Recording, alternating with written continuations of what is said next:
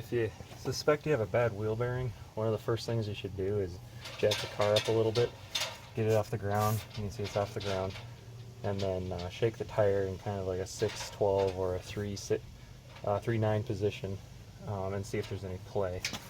And so you can see there's a little bit of play on this, especially this way. This should be rock solid, and you can see that when I'm doing this, it doesn't take much.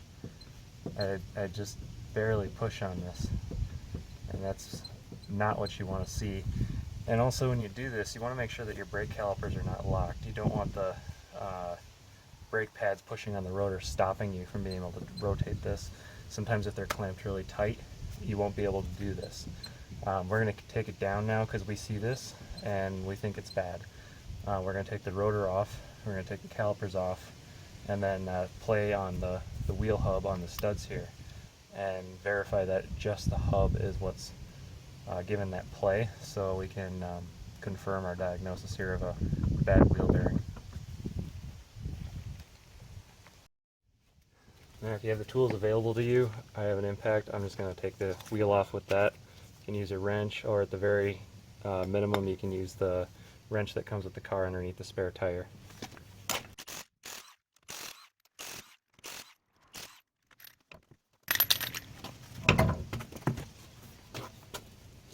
Just for safety measures, I like to throw the tire back underneath the frame there, just in case it falls, ruins your rim, not your life. So now again, if we do the same shake test on this, we can see, well, on the rotor itself moves, you can see the gap here between this is the hub and this is the rotor. It kind of slides back and forth on it.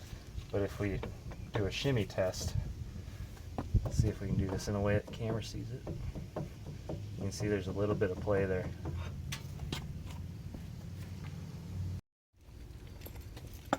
Now for taking the caliper off, the caliper and the bracket are on here too separately, and so you can remove just the caliper to get at the brakes, but to get the rotor off to get to the hub, you have to take the bracket off too. I'm going to do it in 2 pieces.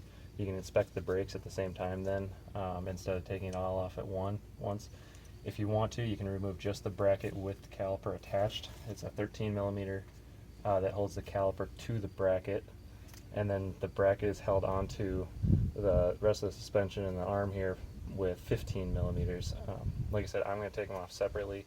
You can just take off the 15mm bolts in the back to take this whole assembly off if you want.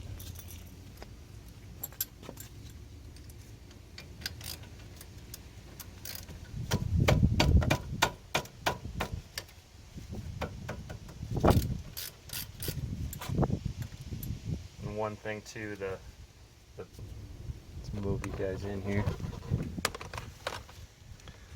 There are these slide pins here at the bushings, and you can see that there's 2 flats on it. Now if you just rotate the wrench, you can see it's rotating it with the bolt on the other side. So put the crescent wrench or your other wrench of that size on here to stop this from spinning while you turn the wrench on the other side for the bolt.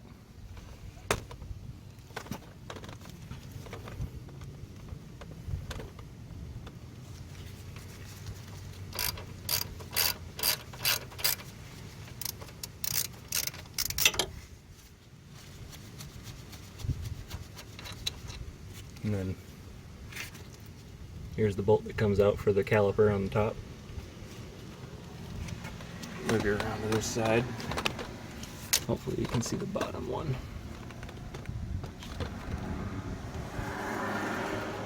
There's the bottom one. We'll do the same thing down there. There's going to be another guide down here that we slide this onto to keep the pin from spinning while we're rotating our wrench.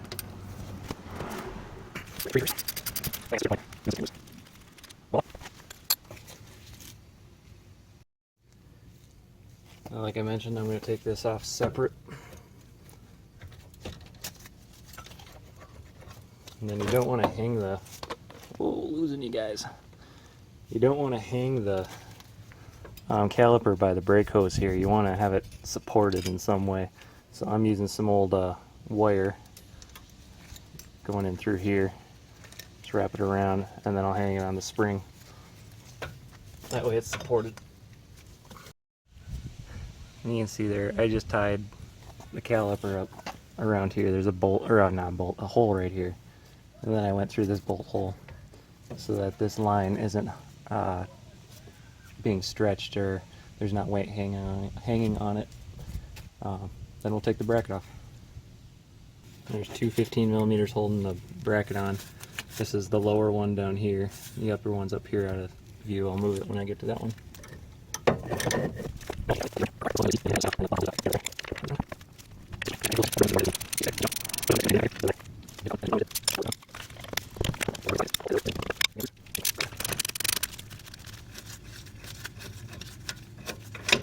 There, you could just see this dropped a little bit.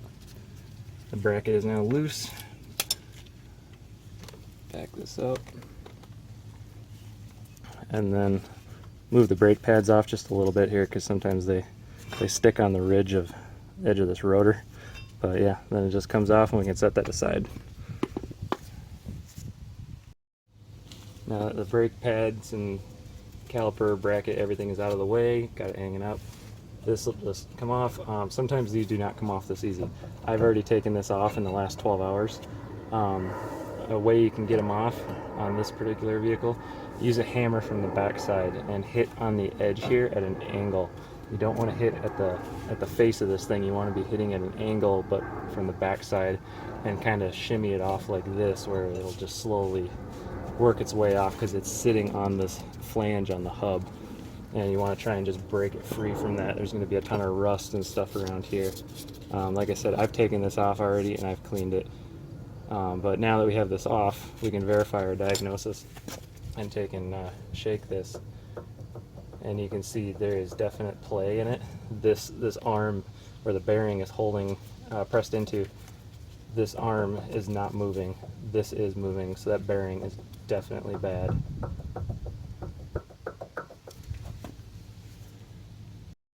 Now this is the part most people don't have access to. This nut is, I believe it's like 200 foot-pounds or 225 foot-pounds. It's on there tight. You're probably not going to get that off with a wrench. Maybe a big, huge cheater bar or a pipe over a wrench. I'm going to use my impact.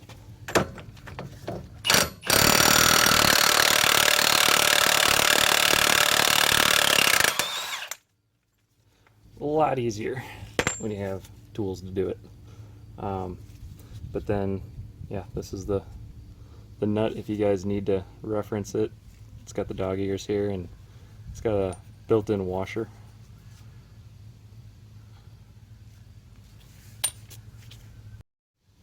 Now, there's a lot of different ways to get this off. A lot of times what people do is just put a puller like this on here, and then yank the hub off of the bearing, and the bearing usually separates and comes off in pieces, and then you push the back half out or pull it out, one or the other. Or you can take this whole arm off, take it off up here, and then the knuckles, the control arm, and then press it out with a press. That's another way. That's probably the way most shops would do it. I'm going to do it the first way I said, where I yank this out with a slide hammer and then push the rest of the bearing out, and then we can press the new one in. Those are the tools I have available to me. I don't have a press in order to do this when it's not on the vehicle. I'm going to go ahead and take off the control arm here, separate that, and then take off the steering knuckle, and we're going to try and get the arm here free enough so that we can actually push this axle back all the way and get it out, and then we can start pulling and pushing this bearing out.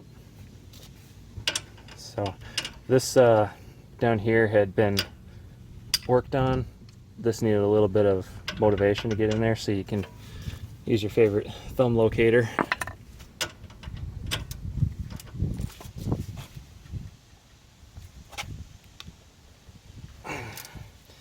Some of these are quite tough, so what I'm going to do is get a cheater bar. Ta-da, cheater bar.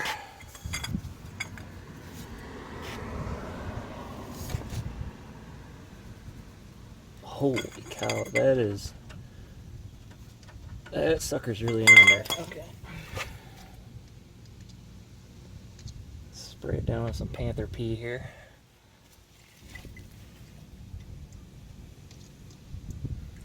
You know what we're going to do instead? We're going to come at it from this side, and down here, it's not a very good shot, right there. This guy right here, there's a nut on the back side. We're just going to use the impact on the nut, take it off that way. I was going to try and loosen it from that side, but I don't want to strip this side out because it's a Torx. It's a T55, in case anyone's wondering. It looked like somebody else almost stripped it out. I don't want to do that, so we're going to go from this side with the socket. In case you're wondering, it's an 18mm. Again, I'm going to use my impact socket here. Let's move this out of the way. I got to have some room to work. There. That side zipped off really easy. Let's move back over to this side. See if we can't work this guy loose now. The tension should be taken off of it, so hopefully... Oh man. Nope, he ain't coming out. Okay, what we're gonna do is get a punch, try and hit him from the back side, and then just pop him out instead of trying to rotate him first. Again, I don't want to strip it out. Alright, so I got my punch here. This is just an old door pin. I don't want to damage the bolt at all, so I'm using this to hit it first. But it might need some help. Let's put the nut back on there just so we have something to hit.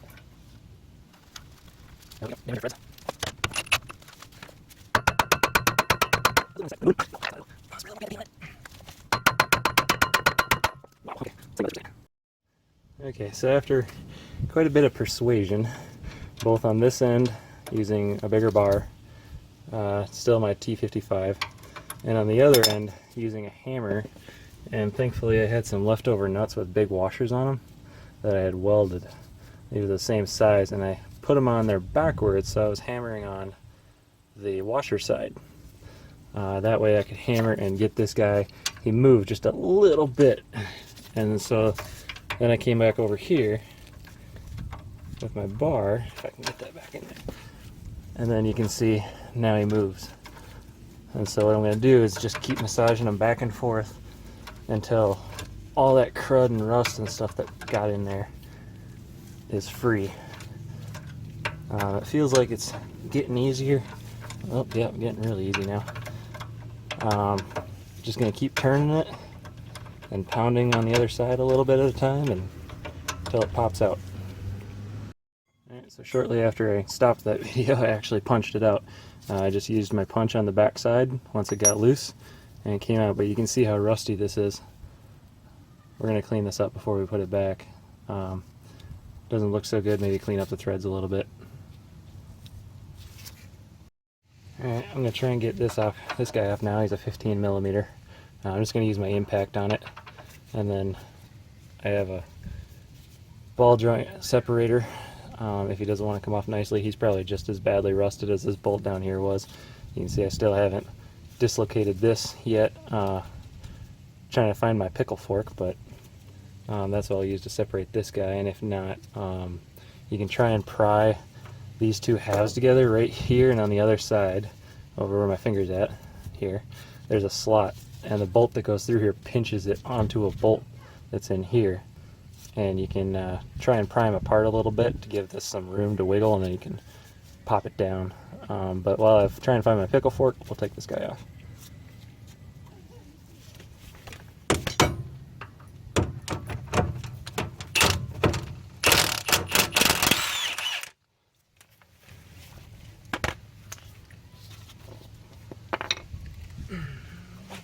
Where's my thumb locator? There it is. Yeah, that's what I thought. Alright, we'll go get the separator. Alright, got my separator. This little guy sits up in here. These are super handy when you need them. And then we can just zip this off. Oh, you know what? Oh, look at that. Oh, it's not gonna fit. I can't get down to the ground. Gotta get a different socket. Hold on.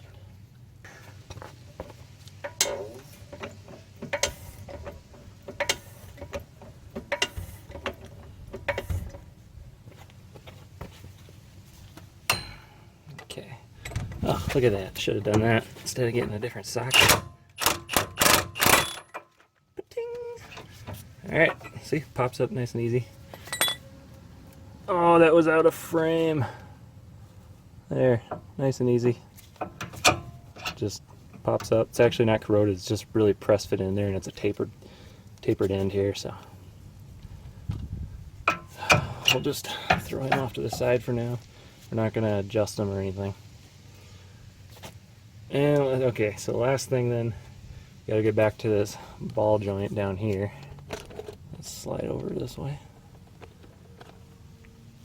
Okay, so we got to separate this guy still. I do not have the proper separator here. Normally it's like a jaw thing that opens up this way. Instead, on this guy, he has the teeth you saw that go on here like that. This won't work down here because the ball is inside the arm. It's integrated as a stud and self-contained. So we'll have to find my pickle fork. Alright, lane change. We're going to try and get the hub off with or without part of the bearing.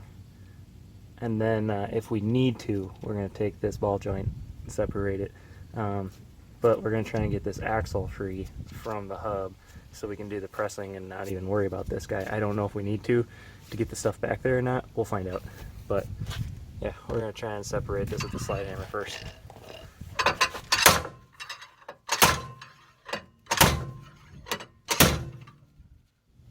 And it looks like it is going. If you look at the back here, can we get right in there?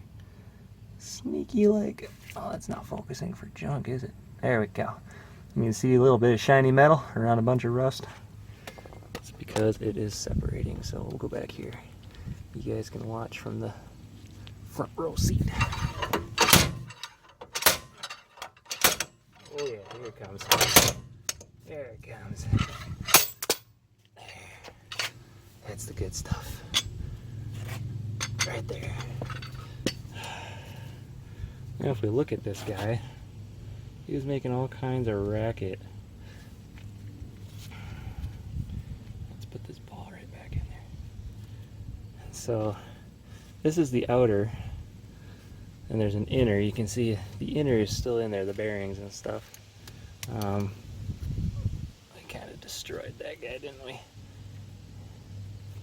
Whoop, whoop, whoop. Let's see if we can put them back ever so gingerly. Nice and neat. Here's the outer seal. Nothing special about it. It's just a seal. It's a very similar design for almost everything. I don't know if you can see, if I can get it in the camera. Well, focus on it. There you go. That little metal piece in the inside, there's actually a spring. And what it does is it squeezes on this lip here from the inside, and so it keeps dust and stuff out while it rides on the hub. And so this same design of the spring on the inside that squeezes onto some spinning surface, it's used all over cars, like drive shafts. Your axles are very common like this. Get this to focus again. Yeah, they're used all over, like your torque converters on transmissions. They use a similar design. Your crankshaft seals around the front of the engines on like your V8s and stuff, probably on a lot of these cars as well. But yeah, so this is the outer bearing. It was kind of loose. We'll take a look at the inner bearing once we get it out, but we got to press the other side out. We'll push it back. We'll get this axle out of here, out of the way, and then we'll push the whole bearing backwards and pop it out. And then when we put the new one in, we'll be driving it in. We'll be pushing it in as well, but we'll be pushing it in from the front. and then there's a giant snap ring, C-clip, Jesus clip, whatever you want to call it, in the back there, and we'll drive it in against that. And so to get this part out, we got to get that C-clip out, which is behind here, which means this has got to come out. Alright, so what I got going here is I'm twisting this around as far as I can, just grabbing where the steering knuckle was. Get this screwdriver in between where I was saying that you can usually pry these apart. There's a little gap in here. Let me get you in there. Right there, see? And I just took and hit it a little bit with the hammer on the back end of the handle, so it really drives it in there. And I think that got it loose, and so... Alright, so I got the lower ball joint off, and truth be told, I forgot to hit record. So that whole process was missed. But what I did is I had a fair amount of trouble with it, actually. I did find my pickle fork, which I just lost again. There it is. Okay, so my pickle fork, it's not actually a fork for pickles, but you can see if this is in focus here. So what happens is you wedge this in above the boot but below this part, and that gets it down a little bit, but this thickness here is not thick enough to actually drive it down all the way. So what I did is I got a couple wrenches, and you can see this is just a little bit thicker, and then I got an even thicker one. And so what I did on that is you put the wrench on, or like right here, and then you start driving this in again. Goes down a little bit more, put the thicker wrench on, drive it down a little bit more.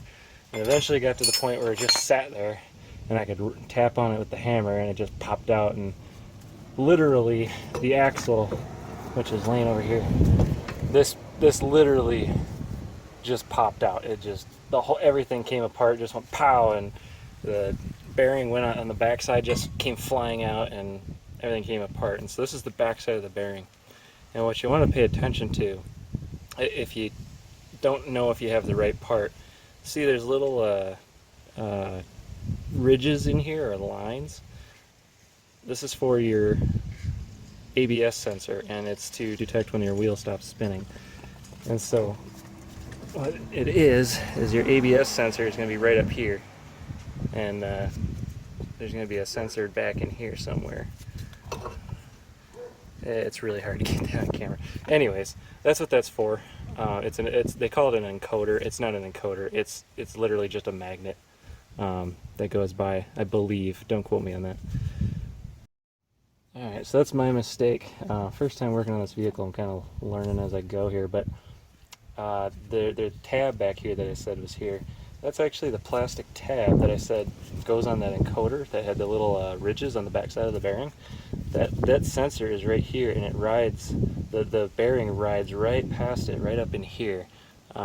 It's just a little plastic tab that this guy, he sits down in there, and this is for the ABS sensor. So what's going to have to happen is I'll have to remove this ABS sensor, pull him up out of the way, and then this guy's going to have to press out from the back forward, because there's a ridge back here that he's going to push in against. There's no C-clip. I thought there was a C-clip, so I was wrong on that part. And honestly, I was just going by what I found on the internet before looking at this. So that's what we're going to do. Alright, so it's a T25. Get this sensor off here. It might be early on there.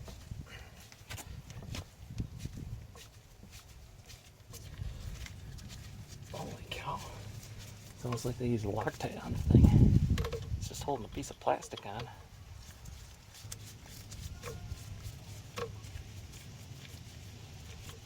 And that comes up. Let's go ahead and let's disconnect this guy so we can get the sensor up. You know what?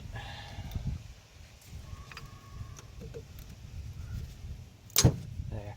I like to go from the front sometimes and lift these tabs up, pushing down in the back when they get old and brittle. Sometimes they'll snap right in the middle, and then you end up having to go from the front anyways because, well, it's broken at the back. The teeter-totter mechanism doesn't work anymore. So now, if we can just ever so gingerly get this guy free. Oh man, please come free. Yeah, we'll come back when this is out. Okay, so I was able to get the ABS sensor out. It's plastic, the whole thing. And what I did is, you can see I sprayed it down with more penetrating fluid and used a very fine chisel screwdriver. Get underneath here, just slowly work your way around, getting under all the corners, and eventually it comes loose, and it kind of wiggled. And then once that happened, I just took these pliers, went up from the top, and then kind of wiggled and pulled up, and so it was dirty. I already cleaned this off a little bit actually. There's a ton of like metal shavings or road grime that you pick up on it, so it's good to just clean these off. Also inspect to make sure you didn't break it. Sometimes that happens. It's just gonna happen. It's old. It's a plastic. It's brittle. This is the original one. You can see it says made in Germany with the part number on it. So we'll keep this, put this back in there. We'll clean the hole up a little bit so that this goes back in a lot easier. Just get rid of some of the surface rust. But now that this is the tab I was talking about, it sticks down. This tab sticks down in here. Through this hole, the other way around, all the way, and it just rides. Actually, you can see the bearing was riding on it, and it made a little. Wow, I can't get this in frame, can I? The bearing was riding on it here, and put a little mark. It's kind of interesting that it was that close. That's how close it rides to the bearing. So yeah, we'll take, and now we can push this old one out from the back side. What we'll do is we'll put in the right size cup that hits this inner lip right here, and then just shoves it out, and then we'll get ready to put the new one in later. So, but yeah, we'll clean this up. We'll clean this hole up. We'll just clean everything up here so that assembly goes back a lot easier. It'll last a little bit longer. So, good to go so far.